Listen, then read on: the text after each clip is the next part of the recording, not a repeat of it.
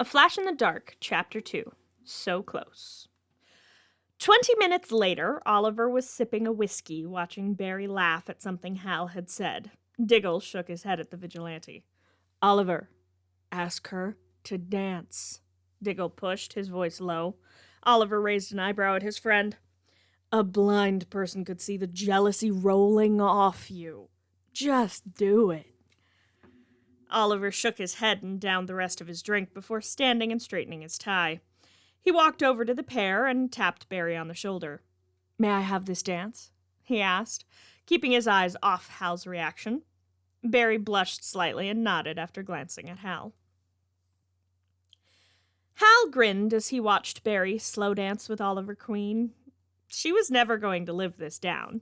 He would tease her relentlessly once she was done flirting with a millionaire. He chuckled and looked around at the dance. Queen had been hanging out with a cute blonde earlier. Maybe she'd want to see his plan. I warn you, I'm not good on my feet. I may step on your toes, Barry joked as she and Oliver swayed to the music. Oliver smiled down at the small CSI. She couldn't be taller than 5 feet. You know, I was beginning to think you didn't like me, Mr. Queen, she pointed out. Oliver smiled. Smiled lightly, gently spinning her. Oliver, please. And why would you think that, Miss Allen? He asked, though he thought he knew the answer he would get. Barry held back a giggle as she caught hold of Oliver's hand again. Well, no offense, but you do come off as a bit... Barry paused, trying to think of the right word. Dickish?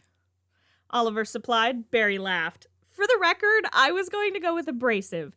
Maybe antagonistic, Barry said around her laughter.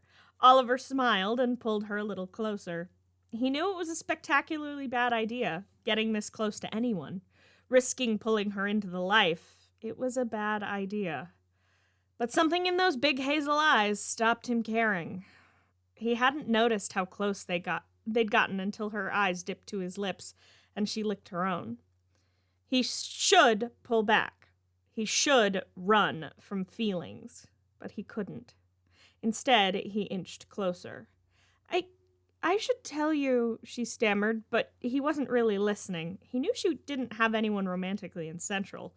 He'd done his research, after all. Besides, she was leaning in, too. They were centimeters apart when a shrill ringing made them both jump. Barry swore as she fumbled with her small brown purse. She checked the caller ID on her phone and frowned. It's my boss. I have to... She pointed apologetically to the screen. Oliver nodded, bringing her hand that still rested in his up to his lips. I understand. He dropped her hand and moved off towards the bar as Barry mechanically answered her phone. Oliver ordered a whiskey on the rocks, knowing he shouldn't, but he was just so frustrated with himself, with Barry and her tragic past and her big hazel eyes and those incredibly sweet-looking lips. Felicity was standing near him, looking worried. They could just barely hear what Barry was saying. Another robbery? Yes, Captain, I'm aware that makes 2 this week. You sent me here! Yeah. Yes, Captain. No, I'm at the Queen's Gala. No. Yes, Captain. I'll be on the next train out. Goodbye, Captain. Barry hung up the phone and slipped it back into her purse. She quick-stepped over to Oliver and Felicity. I am so sorry. There's been a series of bank robberies in Central. They need me back home, she explained. Oliver nodded, taking a swig of his drink. I understand. Dig, any chance you could give Miss Allen a ride back to her hotel? Oliver asked. The bodyguard slipped out of the shadows at his call. Diggle nodded, and Barry raised a hand. She snatched up a napkin from the counter and pulled a pen out of her purse. She scribbled down her number. Here. And for the record, you're not as antagonistic as I thought you were, Oliver.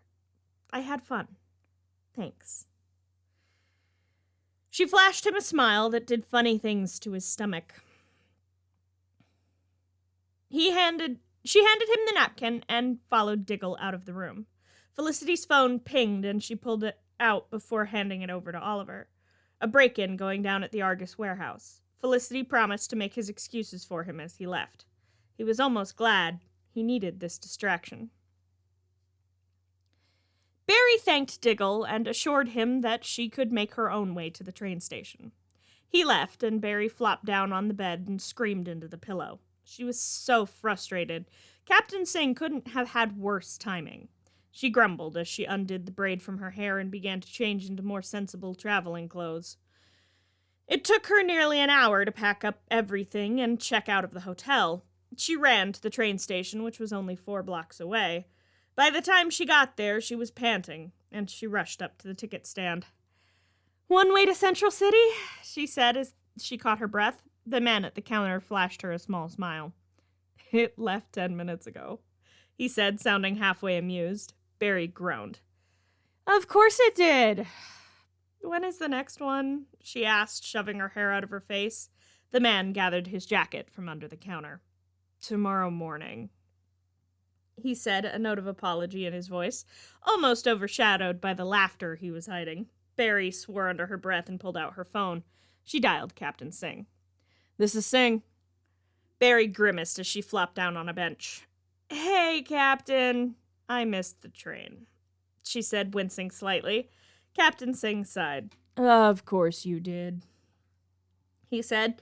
Barry rolled her eyes, trying not to let her exasperation bleed into her voice. "I'm at the train station. I'll stay here and wait." Ow! She made a pained noise as something struck her in the neck. Her world wobbled and went fuzzy before everything went black as she heard Captain Singh panicking in the distance. Her world came back in one wave that made her nauseous. She blinked at the fluorescent lights above her and struggled to sit up, looking around at her new surroundings. Her eyes went wide at the cases of arrows and the mannequin in the glass case.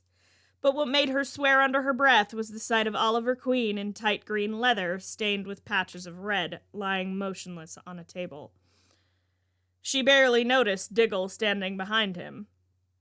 She only looked up when Felicity stepped forward and spoke. "Please save my friend,"